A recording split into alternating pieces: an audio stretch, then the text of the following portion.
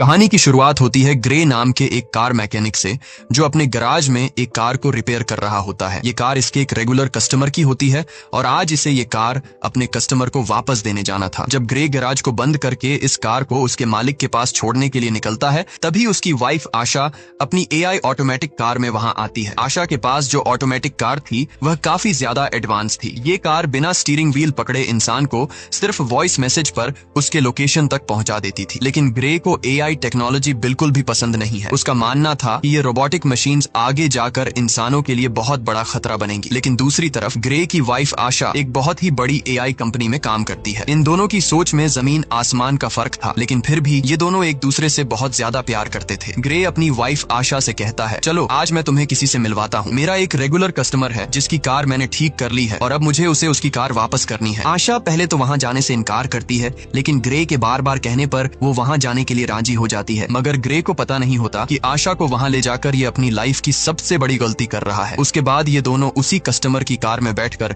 उसके घर की तरफ निकल पड़ते हैं और आशा की ऑटोमेटिक कार भी उनके पीछे आ रही होती है, ताकि जब ग्रे अपने कस्टमर को उसकी कार उसके हवाले कर दे तो ये लोग अपनी ऑटोमेटिक कार में घर को वापस आ सके। वहां पहुंचने पर ग्रे अपनी वाइफ को एक आदमी एरन से मिलवाता है। तब ग्रे की वाइफ उसे देखकर काफी हैरान रह जाती है, क्योंकि एरन एक बहुत बड़ी टेक कंपनी का मालिक था। उसकी कंपनी एआई ऑटोमेटिक चीजें बनाती थी। यहाँ आशा अपने हस्बैंड ग्रे से कहती है, तुमने मुझे पहले क्यों नहीं बताया कि तुम मुझे एरन से मिलवाने ला रहे हो। असल में एरन ही ग्रे का रेगुलर कस्टमर था, लेकिन यहाँ हम देखते हैं कि एरन का नेचर थोड़ा अजीब सा था। उसे यह भी नहीं पता था कि जब किसी से मिलते हैं तो किस तरीके से मिला जाता है। आशा एरन से कहती है, मैं भी एक एआई टेक कंपनी में काम करती हूँ जो जल्द ही तुम्हारी कंपनी के बराबर में आ जाएगी। जिस पर एरन मुस्कुराते हुए कहता है, ऐसा कभी नहीं हो सकता, चलो दिखाता हूँ क्यों। और फिर एरन उन दोनों को अपनी लैब में ले गया। वहाँ एरन ने खुद का बनाया हुआ एक स्पेशल चिप बताया, जो कि एक एआई यानी आर्टिफिशियल इंटेलिजेंस चिप थी, और उस चिप को उसने नाम दिया था स्टेम। वो बताता है कि ये चिप कुछ भी कर सकती है, क्योंकि इसमें बहुत सारे पावर्स हैं और इससे तेज दिमाग आज तक किसी ने भी नहीं बनाया। इस इन्वेंशन को देखने के बाद ग्रे और उसकी वाइफ अपनी इलेक्ट्रिक कार से घर वापस जा रहे होते हैं। कार ऑटोमेटिक मोड पर थी। आशा और ग्रे गाड़ी के पिछले सीट में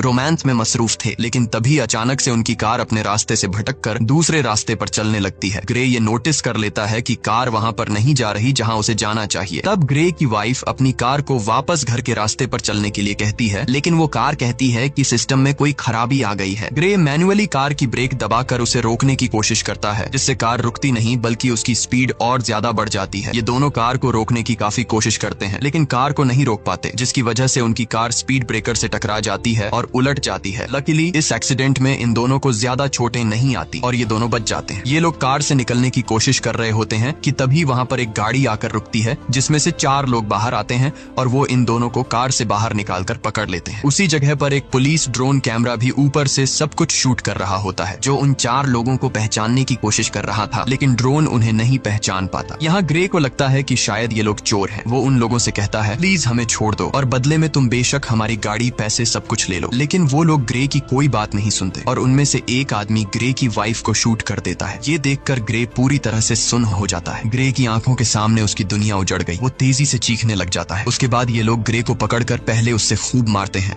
और फिर यह लोग ग्रे को भी गर्दन के पीछे गोली मार देते हैं। ये लोग ग्रे और आशा का सारा सामान चोरी करके वहां से चले जाते हैं। ग्रे की सांसें अभी भी चल रही थीं और वो अपनी आंखों के सामने अपनी वाइफ को तड़पता हुआ देख रहा था, लेकिन ग्रे कुछ भी नहीं कर पा रहा था, क्योंकि उसकी बॉडी का कोई भी पार्ट नहीं हिल पा रहा था। और फिर ग्रे की आंखों के सामने उसकी वाइफ की मौत हो जाती है। कुछ देर बाद वहां पर पुलिस आ पहुंची। उन्होंने आशा की बॉडी को पोस्टमार्टम के लिए भेज दिया और ग्रे को हॉस्पिटल में एडमिट कर दिया। हॉस्पिटल में 3 महीनों तक इलाज चलने के बाद ग्रे की जान तो बच गई, लेकिन अब वो चलने के काबिल नहीं था। गर्दन के नीचे गोली लगने की वजह से उसका स्पाइनल कॉर्ड टूट गया। कंधे से नीचे उसका पूरा जिस्म पैरालाइज्ड हो गया। और फिर 3 महीनों बाद ग्रे को घर वापस लाया जाता है और यहाँ पर ग्रे व्हील चेयर पर होता है, क्योंकि उसके सिर के अलावा पूरी बॉडी बेजान थी। अब ग्रे कोई भी काम नहीं कर सकता था, इसीलिए उसका काम करने के लिए उसके घर पर एक रोबोट मशीन थी जो उसका सारा काम करती थी और उसकी मदर उसका ख्याल रख रही थी। लेकिन ग्रे के लिए अब जिंदगी बोझ बन चुकी थी। उन 4 किलर्स ने न सिर्फ उसकी वाइफ को मार डाला, बल्कि उसकी जिंदगी उजाड़ दी। वो बदले की आग में जल रहा था। बस ग्रे के पास एक ही उम्मीद बची थी, जिसके सहारे वो जी रहा था। वो अपनी वाइफ के किलर्स को जल्द से जल्द जेल की सलाखों के पीछे देखना चाहता था। इसीलिए वो पुलिस स्टेशन जाता है। पुलिस स्टेशन में ग्रे उनसे अपनी वाइफ के किलर्स के बारे में पूछता है, तो वो डिटेक्टिव कहती है कि इनमें से अभी तक किसी का भी पता नहीं चल पाया। वहाँ हमारे पुलिस का ड्रोन कैमरा तो मौजूद था, लेकिन फुटेज धुंधली थी, जिससे कातिलों का पता नहीं चल पा रहा है और